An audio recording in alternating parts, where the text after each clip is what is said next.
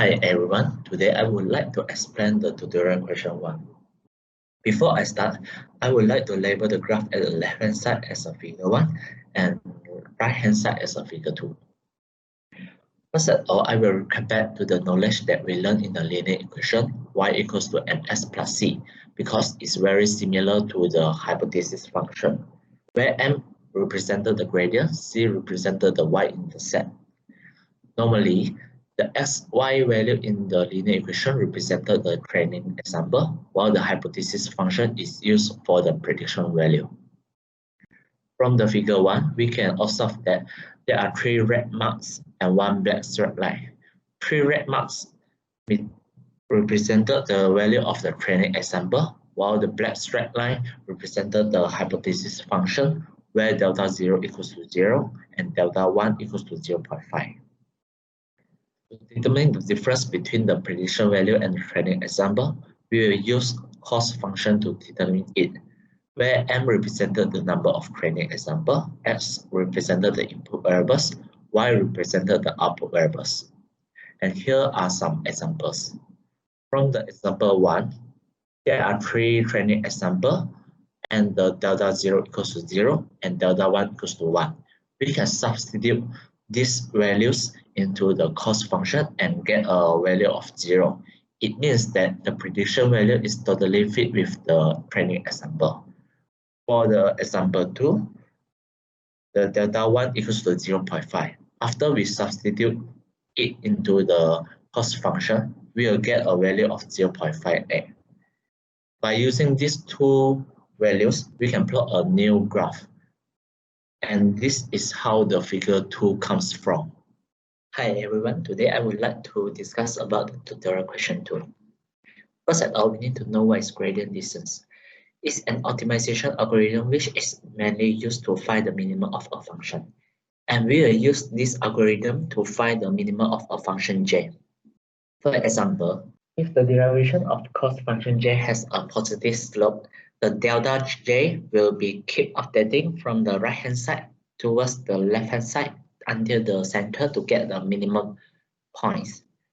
And oppositely, if the derivation of the cost junction j has a negative slope, delta j will keep updating from the left hand side to the right hand side until the center to get the minimum points. Alpha also defined as learning rate in this algorithm. It's used to determine how far the data can be updated for each iteration. When we are choosing the alpha, we want to make sure that the alpha not too small and not too large.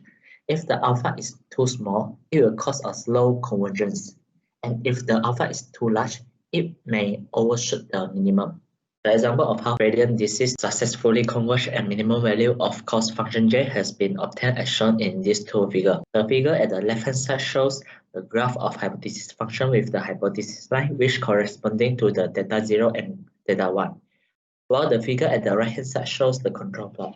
Firstly, we will choose one point as the initial point for the delta j. The delta j will keep updating and move closer to the global minimum. In the same time, the hypothesis line at the left hand side also keep updating and have a better fit to the training data. When the delta j located at the global minimum, the hypothesis line will have the best fit to the training data.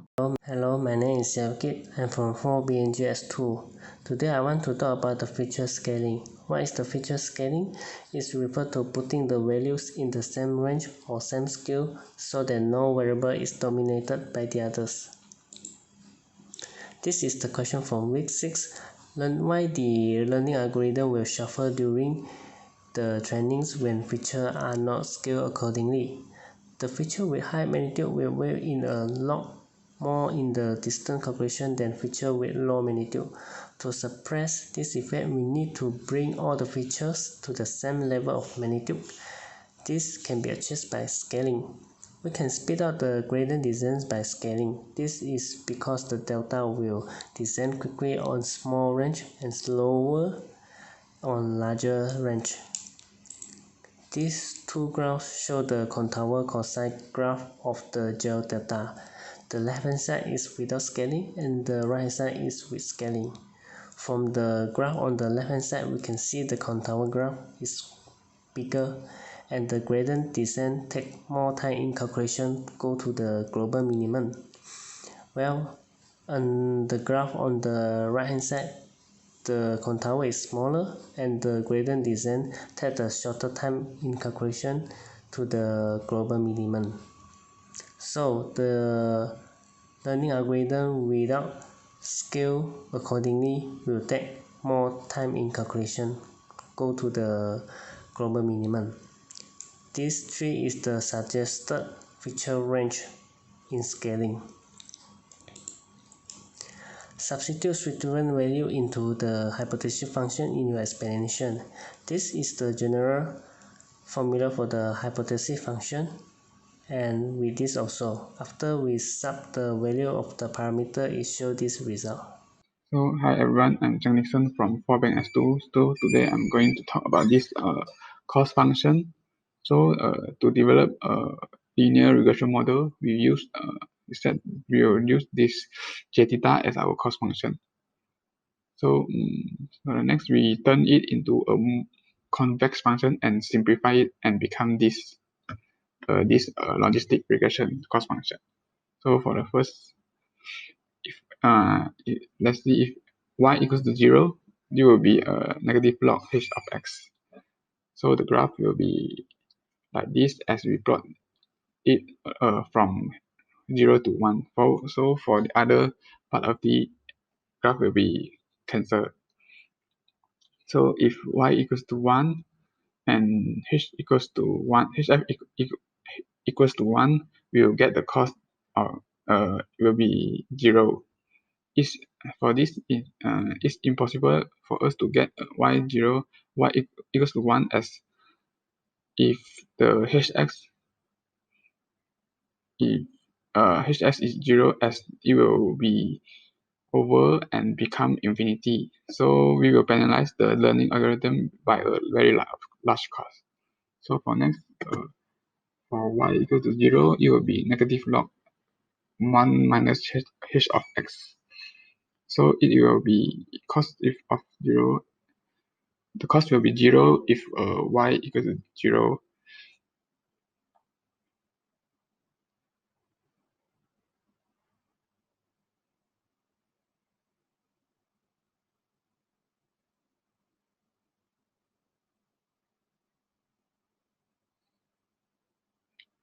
And we get the graph will be from 0 up to here. So it's same as the y equals 1 is we will for as the cost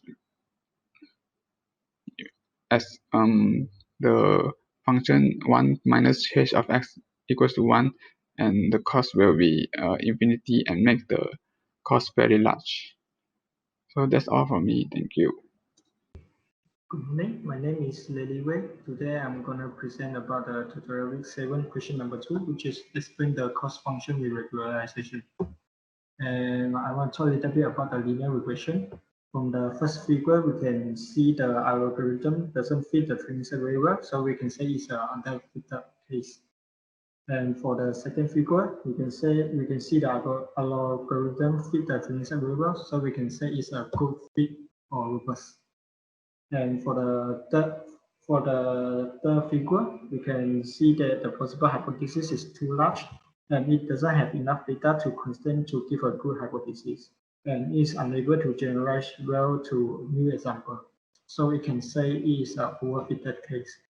And to prevent overfitting case, we have two ways to prevent it, which is reduce the number of features and also using regularization. And behind the idea of the regularization, we are using a very small value for parameter for delta 1, delta 2, until delta m. And this can simplify the hypothesis and also prevent the case of overfitting.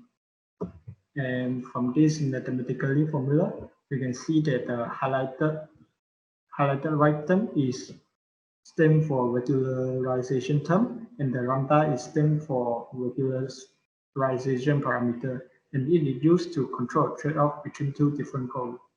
The first goal is captured by the first term, which is to fit the training data well, and the second goal is to keep the parameter small, which is captured by the second term. And if the lambda that we use is extremely high, it will penalizing the parameter, and the delta 1, delta 2, delta 3, delta 4 until delta n will approach to 0. And the case will become underfitting. So lambda should be picked on a good value. So to prevent overfitting and also underfitting. That's all for me. Thank you.